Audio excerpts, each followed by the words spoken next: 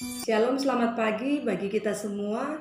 Kembali kita ada dalam perjumpaan iman di pagi hari ini. Kita ada di hari yang ke-8 dalam program 10 hari menjelang Pentakosta. Dan kembali di pagi ini kita akan merenungkan firman Tuhan. Tapi sebelumnya mari berdoa. Kami datang sujud syukur di hadapan-Mu Tuhan atas hari baru, atas kasih, kebaikan dan berkat Tuhan yang sungguh nyata kami rasakan. Dan kembali di pagi ini kami akan belajar dari firman-Mu. Bersabdalah ya Tuhan, hanya di dalam nama Tuhan Yesus kami berdoa. Amin. Saudara-saudaraku yang dikasihi Tuhan, di pagi ini kita akan merenungkan firman Tuhan dari Injil Lukas pasal 10 ayatnya yang ke-25 sampai ayatnya yang ke-28. Firman Tuhan berkata demikian. Pada suatu kali berdirilah seorang ahli Taurat untuk mencobai Yesus, katanya, "Guru, apa yang harus kuperbuat untuk memperoleh hidup yang kekal?" Jawab Yesus kepadanya, "Apa yang tertulis dalam hukum Taurat? Apa yang kau baca di sana?" Jawab orang itu, "Kasihilah Tuhan Allahmu dengan segenap hatimu, dan dengan segenap jiwamu, dan dengan segenap kekuatanmu, dan dengan segenap akal budimu. Dan kasihilah sesamamu manusia seperti dirimu sendiri." Kata Yesus kepadanya, "Jawabmu itu benar, perbuatlah demikian, maka engkau akan hidup." Demikianlah firman Tuhan, terpujilah Tuhan Yesus Kristus. Haleluya. Saudara-saudaraku yang dikasihi dan yang diberkati Tuhan, di hari yang ke-8 ini kita akan merenungkan bagaimana Lukas pasal 10 ayatnya yang ke-25 sampai ayatnya yang ke-34 secara keseluruhan. Tetapi di pagi ini kita akan merenungkan mulai ayatnya yang ke-25 sampai ayatnya yang ke-28. Di dalam keseluruhan perumpamaan ini mengisahkan kepada kita tentang situasi ketika seorang ahli Taurat yang mempertanyakan apa yang harus dilakukan untuk memperoleh hidup yang kekal. Dan yang menariknya justru pertanyaannya itu kembali dijawab oleh Yesus dengan memberikan pertanyaan balik tentang apa yang ada di dalam hukum Taurat Yahudi. Dan kemudian ahli Taurat itu mengatakan bahwa hukum yang utama dan yang terutama adalah kasih kepada Allah dan juga kasih kepada sesama. Nah, saudara-saudaraku yang dikasihi dan yang diberkati Tuhan, pertanyaan ini mengajarkan tentang bagaimana situasi kondisi yang ada. Perumpamaan ini diberikan oleh Yesus kepada ahli Taurat dalam rangka mencoba kemampuannya tentang pemahaman akan hukum Taurat. Nah, saudara-saudaraku yang dikasihi dan yang diberkati Tuhan, dalam perumpamaan ini Yesus menyebutkan ada seorang Yahudi yang dirampok, dipukul habis-habisan, dan kemudian apa yang terjadi ketika dia tergeletak, tampil seorang imam yang adalah tokoh agama dan seorang Lewi yang menyeberang jalan itu. Mereka hanya sekedar melihat, tidak melakukan tindakan apapun. Tetapi justru yang menarik, tampil seorang Samaria. Di sisi lain, orang Samaria ini dianggap sebagai musuh bagi orang Yahudi. Tetapi kenapa orang Samaria itu yang kemudian tergerak hatinya oleh belas kasihan? Ia menolong, dan kemudian ia bukan hanya sekedar menolong, tetapi ia mengorbankan waktu dan tenaganya. Bahkan seluruh biaya yang harus ia keluarkan untuk dapat merawat orang Yahudi tersebut. Nah, saudara-saudaraku yang dikasihi dan yang diberkati Tuhan, kembali kita diingatkan tentang bagaimana kasih. Kalau di dalam Injil Lukas pasal 10 ayat 25 sampai ayatnya yang ke-28 mengajarkan kepada kita bahwa berbicara kasih kepada Allah itu juga seharusnya kita wujud nyatakan kepada sesama di sekitar kita.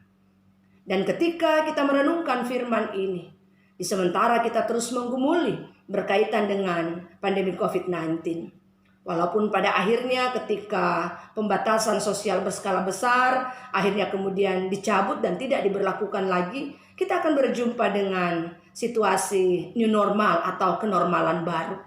Tetapi bukan berarti kita mengabaikan segala proses yang akan kita lewati. Berkaitan dengan penggunaan masker, berkaitan dengan jaga jarak, berkaitan dengan rajin cuci tangan, itu dalam rangka apa? Dalam rangka kita menolong orang lain. Supaya apa? Ketika kita mengasihi diri kita, kita juga harus dapat mengasihi sesama di sekeliling kita. Itu sebagai wujud kita mengasihi Allah sekalipun di tengah-tengah pandemi COVID-19 ini. Oleh karena itu saudara-saudaraku yang dikasihi dan yang diberkati Tuhan mengatakan bahwa siapa sesama kita. Di dalam Injil Lukas pasal 10 ayatnya yang ke-25 sampai ayatnya yang ke-28, sesama kita adalah semua orang yang Allah hadirkan di sekitar kita. Sehingga ketika kita melihat perikop kita di pagi hari ini berkaitan dengan situasi yang ada, mengatakan kepada kita, ketika kita mengatakan kita mengasihi Allah, marilah kita juga mengasihi sesama di sekitar kita, dengan tetap mengikuti setiap prosedur yang diberlakukan oleh pemerintah. Dan bagian yang kedua mengatakan kepada kita bahwa saya dan saudara-saudara, kita sebagai orang percaya, kita dipanggil untuk senantiasa memiliki kasih yang tulus secara nyata kepada semua orang tanpa terkecuali. Memang ketika kita melakukan hal ini bukan sesuatu yang mudah. Karena pada kenyataannya ketika bicara kasih, kasih itu hanya mampu kita lakukan kalau kita mengenal, kalau kita satu suku, kalau kita satu persekutuan, kalau kita satu agama dan lain sebagainya. Tetapi ketika kita mulai melihat adanya perbedaan, seringkali kasih itu sulit untuk kita lakukan. Karena apa? Berbicara kasih adalah bagaimana kita melanjutkan kebaikan, kepedulian kepada sesama di sekitar kita. Sehingga pada akhirnya kasih bukan hanya sebatas ucapan. Kasih bukan hanya sebatas slogan. Tetapi mari kasih itu kita wujud nyatakan dalam setiap keberadaan kehidupan kita. Dan bagian yang ketiga mengatakan bahwa di tengah-tengah situasi konflik sekalipun, di tengah-tengah situasi ketidakharmonis sekalipun, bukan berarti kasih itu tersingkirkan. Kembali ketika kita akan memasuki situasi kenormalan baru atau new normal, firman Tuhan kembali mengingatkan kepada kita.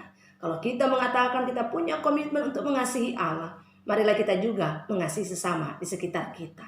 Dan ketika kita akan ada di dalam proses ini, mari kita mengimani bahwa ketika kita berharap hanya kepada Tuhan, kita menaruh pengharapan kita hanya kepada Tuhan, marilah berjalan di dalam pengharapan Tuhan bahwa Tuhan menghadirkan kita kasih, kepedulian, kebaikan, supaya kasih itu juga lah yang akan kita lanjutkan di sepanjang langkah kehidupan kita. Sehingga pada akhirnya, dimanapun kita pergi dan berada, kita akan menjadi berkat bagi orang lain dengan cara menolong mereka, dengan tetap jaga jarak, dengan tetap menggunakan masker, dan jangan lupa cuci tangan. Sehingga pada akhirnya, ketika hidup kita diberkati, orang lain juga akan merasakan berkat, dan kesemuanya itu dari Tuhan datangnya. Selamat menjalani aktivitas di hari baru ini. Tuhan Yesus memberkati kita semua. Amin. Mari berdoa. Kembali kami datang bersyukur kepadamu Tuhan. Di tengah-tengah sukacita berkat yang boleh kami alami, ajarlah kami untuk dengan penuh ketulusan melanjutkan kasih setia Tuhan kepada sesama kami. Dimulai dari keluarga, rumah tangga kami, persekutuan, pelayanan, relasi kami dengan sesama kami. Bahkan di setiap tempat dengan segala keberadaan situasi yang ada. Biar kiranya Tuhan kasih kebaikan, Tuhan juga yang melayakkan kami untuk tetap menjadi berkat. Dan biar kiranya segala apapun yang kami karyakan semata-mata hanya untuk memuliakan Tuhan. Kami terus menggumuli situasi pandemi COVID-19 ini. Biar kiranya Tuhan ketika kami akan berproses di situasi yang mungkin kami merasa berbeda. Biar kiranya ajarlah kami untuk tetap menaruh pengharapan kami hanya kepada Tuhan. Sehingga pada akhirnya kasih Tuhan juga yang akan terus kami nyatakan di sepanjang langkah hidup kami. Terpuji namamu Bapa, dalam nama Tuhan Yesus kami berdoa. Amin. Selamat pagi, selamat beraktivitas. Tuhan Yesus memberkati.